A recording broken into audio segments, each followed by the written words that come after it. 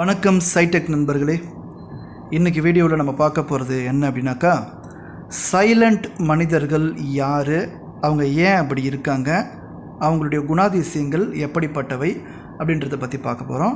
Psychological techniques சைடெக் Tamil மூலமாக psychology சம்மந்தப்பட்ட நிறைய விஷயங்களை பார்த்துட்ருக்கோம். அதில் மனிதர்களுடைய வகைகள் பற்றியும் பார்த்துட்ருக்கோம், மைண்ட் ரீடிங் அப்படின்ற தலைப்பில். ஸோ அந்த வகையில் சைலண்ட் மனிதர்கள், அது தமிழில் சொல்ல போனாக்கா ரொம்ப அமைதியாகவே இருப்பாங்க. நீங்கள் பார்த்துருக்கீங்களா? இது நீங்களாக கூட இருக்கலாம், இந்த வீடியோ பார்க்குற நபர் நீங்களாக கூட இருக்கலாம்.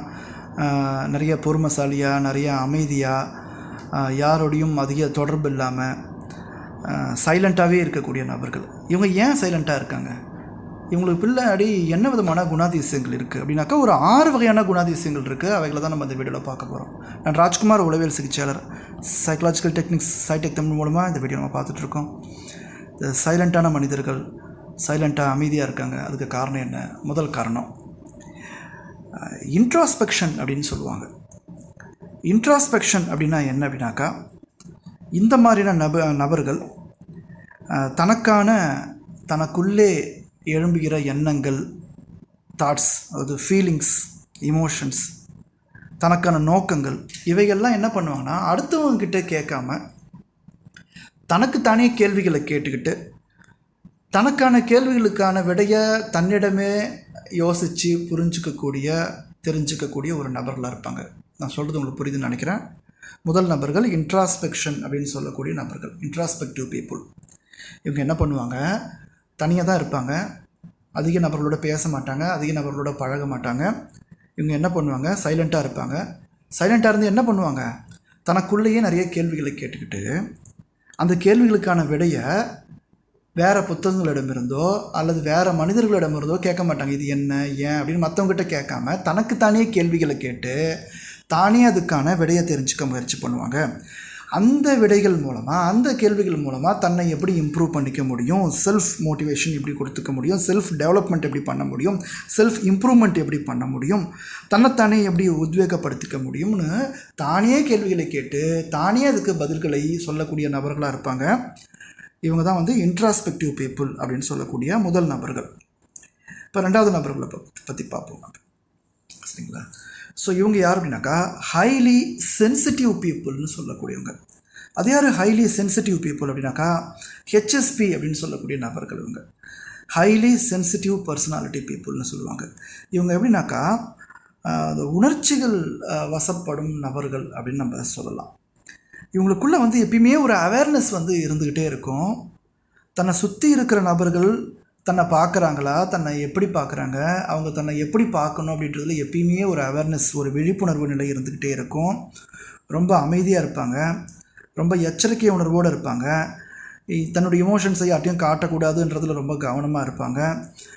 ஏற்கனவே ஏற்பட்ட அனுபவங்களோடு தன்னை அனுபவப்படுத்தி பார்த்து கொண்டு இப்படி நடந்துக்கணும், இப்படி நடந்துக்கூடாது, இவங்ககிட்ட இதை செய்யணும், இவங்ககிட்ட இதை செய்யக்கூடாது, யாரும் என்னை தப்பாக நினச்சிடக்கூடாது, யாரும் என்னை பற்றி தப்பாக ஒரு வார்த்தை சொல்லிடக்கூடாது, என்னை பற்றி யாரும் நெகட்டிவாக யோசிச்சிடக்கூடாது அப்படின்னு ரொம்ப எச்சரிக்கை உணர்வோடையே இருப்பாங்க. ரொம்ப சென்சிட்டிவாக இருக்கக்கூடிய நபர்கள், ரொம்ப அதிகப்படியான சென்சிபிளாக இருக்கக்கூடிய நபர்கள்னு சொல்லுவாங்க. இவங்களும் பார்த்தீங்கன்னாக்கா ரொம்ப அமைதியாக தான் இருப்பாங்க. ஏதாவது பேச போய் அதுலேருந்து அவங்க ஏதாவது ஒரு அர்த்தம் புரிஞ்சுட்டு அவங்க தன்னை பற்றி தப்பாக நினைப்பாங்க அப்படின்றதுக்காக யார்கிட்டையும் பேச மாட்டாங்க, யார்கிட்டையும் அதிகம் பழக மாட்டாங்க, ரொம்ப சைலண்ட்டாக தான் இருப்பாங்க. இவங்களும் சைலண்ட் பீப்புள் அப்படின்ற வகைகளில் தான் சார்ந்தவங்க. என்ன பண்ணுவாங்க, மற்றவங்க யாரும் தன்னை தப்பாக பார்த்துடக்கூடாது, தப்பாக நினச்சிடக்கூடாது, தப்பாக இருந்துடக்கூடாது அப்படின்றதுல ரொம்ப கவனமாக இருக்கக்கூடிய நபர்கள், ஹைலி சென்சிட்டிவ் பீப்புள்னு சொல்லுவாங்க, சரிங்களா? ஸோ மூணாவது நபர்கள் யாருன்னு பார்ப்போம். மூணாவது நபர்கள் யாருன்னாக்கா, இன்ட்ரோவர்ட் அப்படின்னு சொல்லக்கூடிய நபர்கள். ஐசன்க் அப்படின்னு சொல்லக்கூடிய ஒரு சைக்காலஜிஸ்ட் என்ன பண்ணுறாங்கன்னா, மனிதர்களை 3 வகையாக பிரிக்கிறார் அவர். அதில் இன்ட்ரோவர்ட், எக்ஸ்ட்ரோவர்ட், ஆம்பிவர்ட் அப்படின்னு சொல்கிறாரு. இந்த இன்ட்ரோவர்ட் அப்படின்ற நபர்கள் தனிமை விரும்பிகள் அப்படின்னு சொல்லக்கூடிய நபர்கள். எக்ஸ்ட்ரோவர்ட்ன்றவங்க வெளி விரும்பிகள், நிறைய நபர்கள் வெளியெல்லாம் பேசி பழகக்கூடிய, நிறைய ஃப்ரெண்ட்ஸ் இருக்கக்கூடிய நபர்கள். இந்த ஆம்பிவர்ட்ன்றவங்க ரெண்டுக்கும் இடைப்பட்டவர்கள். சரி, இப்போ நம்ம இந்த இன்ட்ரோவர்ட் பற்றி பார்ப்போம். ஐசன்க் சொல்லக்கூடிய இந்த இன்ட்ரோவர்ட் நபர்களை பற்றி பார்ப்போம். இந்த இன்ட்ரோவர்ட் நபர்கள் எப்படி இருப்பாங்க அப்படின்னாக்கா, தன்னுடைய தானே அதிக நேரம் ஒதுக்கக்கூடிய நபர்களாக இருப்பாங்க. இவங்க வெளியே சுற்றணும், நிறைய ஃப்ரெண்ட்ஸோடு இருக்கணும், நிறைய பேரோட பழகணும் அப்படின்ற எண்ணங்கள்லாம் உங்களுக்கு இருக்காது. தனிமையில் அதிகமான நேரம் ஒதுக்கக்கூடிய நபர்கள், தனிமையில் தான் என்ஜாய் பண்ணக்கூடிய நபர்கள். தனிமையில் இவங்க ரொம்ப கம்ஃபர்ட்டாக இருப்பாங்க. இவங்களை கொண்டு போய் ஒரு 4-5 பேரோட கொண்டு போய் விட்டுனா அவங்க ரொம்ப டிஸ்கம்ஃபர்ட்டாக இருப்பாங்க. அவங்களுக்கு பிடிக்காது, அவங்களோட சந்தோஷமாக இருக்க முடியாது, பேச பழக முடியாது. ஸோ தனிமையில் ரொம்ப என்ஜாய் பண்ணக்கூடியவங்க, தனியாக எவ்வளோ நேரம் இருக்குது சொன்னாலும் இருப்பாங்க. தன்னுடைய தனிமையில் இருக்கும்போது தன்னுடைய வேலைகள் ரொம்ப சிறப்பாக செய்வாங்க, ரொம்ப கம்ஃபர்ட்டாக இருப்பாங்க, ரொம்ப நிம்மதியாக இருப்பாங்க. ஐயோ தனியாக இருக்கவே அழகிற நபர்கள் அல்ல, தனிமையிலேயே என்ஜாய் பண்ணிட்டுருப்பாங்க, தனிமையிலேயே ரொம்ப சந்தோஷமாக இருக்கக்கூடியவங்க. இவங்களும் அதிக நபர்களோட பேச மாட்டாங்க, பழக மாட்டாங்க, ரொம்ப சைலண்ட்டாக இருக்கக்கூடிய நபர்கள், இன்ட்ரோவர்ட்னு சொல்லக்கூடிய நபர்கள். இப்போ இது வரைக்கும் நம்ம 3 வகையான நபர்களை பற்றி பார்த்துருக்கோம். இப்போ நம்ம 4வது நபர்களை பார்ப்போம். செல்ஃப் சஃபிஷியன்சி அப்படின்னு சொல்லக்கூடிய நபர்கள். இந்த செல்ஃப் சஃபிஷியன்சி அப்படின்னு சொல்லக்கூடிய நபர்கள் எப்படி இருப்பாங்க அப்படின்னாக்கா, தன்னுடைய குறிக்கோளில் ரொம்ப கவனமாக இருப்பாங்க, தன்னுடைய குறிக்கோளில் ரொம்ப ரொம்ப கவனமாக இருப்பாங்க. செல்ஃப் இண்டிபெண்ட்னு சொல்லக்கூடியது. செல்ஃப் இண்டிபெண்ட்னா யார்? எனக்கு யாரும் அட்வைஸ் பண்ணக்கூடாது, என்னை சுதந்திரமாக இருக்க விட்டுணும், நான் ஏன் இஷ்டப்படி இருக்கணும் அப்படின்ட்டு இருப்பாங்க. இஷ்டப்படினா கண்டபடி இருக்க மாட்டாங்க, தனக்குன்னு ஒரு குறிக்கோள் வச்சுப்பாங்க. என் வாழ்க்கையை நான் தான் தீர்மானிக்கணும், ஓகேவா? ஸோ தனக்குன்னு ஒரு குறிக்கோள், நோக்கம், லட்சியம், நான் என்ன ஆக விரும்புகிறேன், நான் என்னவாக இருக்க விரும்புகிறேன், நான் எதை பண்ணால் முன்னேற முடியும், இந்த மாதிரியான சிந்தனைகள் கொண்டவங்க, அதை நோக்கி போயிட்டுருக்கிறவங்க. இந்த இருக்கக்கூடிய பிரச்சனைகள், வெளியேந்து வரக்கூடிய தொந்தரவுகள், இதெல்லாம் டிஸ்ட்ராக்ட் ஆகணும்னு அவங்க நினைக்க மாட்டாங்க, விரும்ப மாட்டாங்க. இவங்களும் தனிமையில் இருக்கணும்னு நினைப்பாங்க. சைலண்ட்டாக இருக்கிற நபர்கள் தான் மேக்ஸிமம். தனக்குன்னு ஒரு நோக்கம் இருக்குது, அந்த நோக்கத்தை நோக்கி முன்னேறிகிட்டே இருப்பாங்க, போயிட்டே இருப்பாங்க, லட்சியத்தை அடையிறதுக்காக முயற்சி பண்ணிகிட்டே இருப்பாங்க. அந்த கோல் என்ன அதுலேயே ஃபோக்கஸாக இருப்பாங்க. மற்ற சந்தோஷமான விஷயங்கள்னு சொல்லக்கூடிய மற்றவங்களோட சேர்ந்து சுற்றுறது, மற்ற இடங்களுக்கு போகிறது வர்றது, மற்ற என்ஜாய்மெண்ட்டுன்னு சொல்லக்கூடிய விஷயங்களில் ஃபோக்கஸ் பண்ணவோ, அது அதில் ஈடுபடுத்திக்கிட்டால் அது எனக்கு டிஸ்ட்ராக்ஷனை கொடுக்கும், என் லட்சியத்தை அடைய முடியாது, என்னால் முன்னேற முடியாதுன்னு நினச்சிக்கிட்டு இவங்க ஒரு தனிமையில் இருப்பாங்க, சைலண்ட்டாகவே இருப்பாங்க. டக்குன்னு பார்த்தா ஒரு பெரிய சக்ஸஸ் பண்ணிவிடுவாங்க, சரிங்களா? இவங்க தான் செல்ஃப் சஃபிஷியன்சி, தன்னைத்தானே முடிவு பண்ணிக்கிட்டு அதிலேயே திருப்தி அடையக்கூடிய நபர்கள், சரிங்களா? இது வரைக்கும் நம்ம 4 விஷயங்களை பார்த்துருக்கோம். இப்போ நம்ம 5வது விஷயங்களை பற்றி பார்ப்போம். க்ரியேட்டிவ் பீப்புள்னு சொல்லக்கூடியவங்க. இந்த க்ரியேட்டிவ் பீப்புள் யார் அப்படின்னாக்கா, ரொம்ப ஒரு மீனிங்ஃபுல்லான பர்சன்ஸ். ரொம்ப சிம்பிளான சொல்கிற விஷயத்துக்கு முயற்சி பண்ணுறேன். நிறைய ஐடியா இவங்களுக்குள்ளே ஓடிட்டுருக்கோம். இதை இப்படி பண்ணலாமா, வித்தியாசமாக பண்ணலாமா, வேறு மாதிரி செய்யலாமா, பிரயோஜனமாக செய்யணும், மாற்றி செஞ்சு பார்க்கணும், யாருமே பண்ணாத ஒன்று நான் பண்ணணும்னு, வித்தியாசமாக பண்ணணும் அப்படின்னு ஏதாவது ஒன்று யோசிச்சுட்டு இருப்பாங்க. ஒரு பிஸ்னஸ் பண்ணுறாங்கன்னா கூட அதை மற்றவங்களை காட்டிலும் வித்தியாசமாக பண்ணுவாங்க. படிக்கிறதாகட்டும், ஸ்டூடெண்ட்டாகட்டும், வித்தியாசமான சில விஷயங்களை பண்ணுவாங்க. எந்த விஷயங்கள் செஞ்சாலும் அதில் வித்தியாசமான, விசித்திரமான, மற்றவங்களை காட்டிலும் புதுமையானதாக, ரொம்ப க்ரியேட்டிவானதாக, ஒரு படைப்பாற்றல் மிக்கதாக, அது யூஸாக இருக்கிற மாதிரியான ஒரு விஷயமா, வெட்டியாக வீணாக தேவையில்லாத நேரம் கழிக்கிறவங்களாம் இருக்க மாட்டாங்க.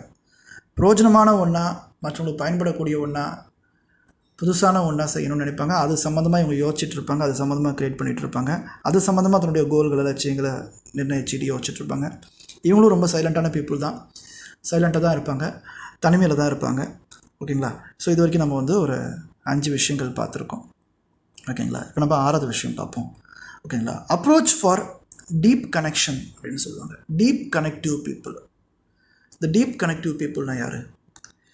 இங்கே எப்படி இருப்பாங்கன்னு நான் சொல்கிறேன். இவங்க அனாவசியமாக எல்லாருக்கிட்டையும் பழகிட்டு இருக்க மாட்டாங்க. ஏற்கனவே இன்ட்ரோவர்ட்டே அப்படி தான், இன்ட்ரோவர்ட்டே எல்லார்ட்டையும் பேசிகிட்டு பழகிட்டு இருக்க மாட்டாங்க. சில செலக்டடான பர்சன்ஸ் கிட்ட தான் மட்டும் தான் பழகுவாங்க, தனிமையில் மட்டும் தான் இருப்பாங்க. ஆனால் இந்த டீப் கனெக்டிவ் பீப்புள் எப்படி இருப்பாங்கன்னா, மீனிங்ஃபுல் ரிலேஷன்ஷிப். நான் ஒருத்தவங்க கூட பழகுறேன்னு வச்சுங்க, அது ஒரு அர்த்தம் உள்ளதாக இருக்கணும், அவங்க சரியான நபராக இருக்கணும், எனக்கு மரியாதை கொடுக்குற ஒரு நபராக இருக்கணும், என்னை புரிஞ்சுக்கிற ஒரு நபராக இருக்கணும், என்கிட்ட ரொம்ப நேர்மையாக நடந்துக்கணும், ரொம்ப ஜென்யூனாக நடந்துக்கணும், மரியாதையாக நடந்துக்கணும், ஓகேங்களா? ஸோ அந்த மாதிரியான பீப்புள் யாரோ அவங்கக்கிட்ட மட்டும்தான் பேசுவாங்க. இவங்க பொய்யானவங்க, இவங்க சரியானவங்க இல்லை, இவங்க தப்பானவங்க, இவங்க ஏமாத்துறாங்க, இவங்க பயன்படுத்திக்க நினைக்கிறாங்கன்னு இவங்க நினைக்கிறாங்கன்னு வச்சுங்க, நினைக்கிறாங்க, அவங்க அப்படி இருக்கணுன்ற நினைக்கிறாங்கன்னா அவங்ககிட்ட பழக மாட்டாங்க. நான் ஒருத்தவங்ககிட்ட பேசணும்னு வச்சுங்க, அவங்க சரியானவங்களாக இருக்கணும், கரெக்டானவங்களாக இருக்கணும். நான் ஒருத்தவங்களோட பழகிறேன்னு வச்சுங்க, அவங்க ரொம்ப ஒரு மரியாதையான ஒருத்தவங்களாக இருக்கணும், என்னை புரிஞ்சுக்கிற ஒருத்தவங்களாக இருக்கணும், நம்ம மரியாதை தரக்கூடிய நபராக இருக்கணும், ஓகேங்களா? அப்போ தான் நான் பழகுவேன், பேசுவேன். ஸோ அப்படின்னு இவங்க யாரை நினைக்கிறாங்களோ அவங்களோட மட்டும்தான் பேசுவாங்க. எதை பேசணுமோ அதை மட்டும் தான் பேசுவாங்க, சரியானதை மட்டும் தான் பேசுவாங்க, அளவாக தான் பேசுவாங்க. மற்ற நேரங்களில் இவங்க சைலண்ட்டாக தான் இருப்பாங்க. மற்றதெல்லாம் வேஸ்ட்டு, பிரயோஜனமற்ற பேச்சுகள், பிரயோஜனமற்ற நபர்கள், தவறான வார்த்தைகள், தவறான விஷயங்களை பண்ணிகிட்டு இருக்கக்கூடாதுன்னு நினைக்கக்கூடிய நபர்கள். எல்லாத்துலேயும் ஒரு டீப் மீனிங் இருக்கும், ஒரு ஸ்ட்ராங் கனெக்ஷன் இருக்கும். இந்த மாதிரி நபர்கள் இருப்பாங்க. மேற்சொன்ன நான் ஒரு 6 விஷயங்கள், 6 விதமான நபர்களை பற்றி, அவங்களோட குணாதிசயங்களை பற்றி பார்த்துருக்கேன். இவர்கள் ஒரு சைலண்ட் மனிதர்கள் அப்படின்னு நம்ம சொல்லலாம். தனிமையில் தான் இருப்பாங்க, இவங்க எல்லாருமே தனிமையை தான் விரும்புவாங்க, அமைதியாக தான் இருப்பாங்க. அமைதி மனிதர்கள், சைலண்ட் மனிதர்கள்னு சொல்லலாம். நான் ராஜ்குமார் உளவியல் சிகிச்சையாளர். தேங்க்யூ ஃபார் வாட்சிங். இந்த வீடியோக்கு சேனலுக்கு பதிவில் வந்தாக்க நீங்கள் சப்ஸ்கிரைப் பண்ணி வச்சுங்க. ஆல் நோட்டிஃபிகேஷன் கிளிக் பண்ணிங்க. இதே மாதிரி நபர்கள் இருக்காங்கல்ல, நீங்கள் பார்த்த நபர்கள், இந்த 6 நபர்கள், அந்த நபர்களுக்கு இந்த வீடியோ ஷேர் பண்ணுங்கள். அவங்க நான் எந்த மாதிரியான நபராக இருக்குன்னு புரிஞ்சுக்கிறதுக்கு இது வாய்ப்பாக இருக்கும் அப்படின்னு நம்புகிறேன். லைக் பண்ணுங்கள், ஷேர் பண்ணுங்கள், கமெண்ட் பண்ணுங்கள், சப்ஸ்கிரைப் பண்ணி வச்சுக்கோங்க. தேங்க்யூ ஃபார் வாட்சிங். நன்றி.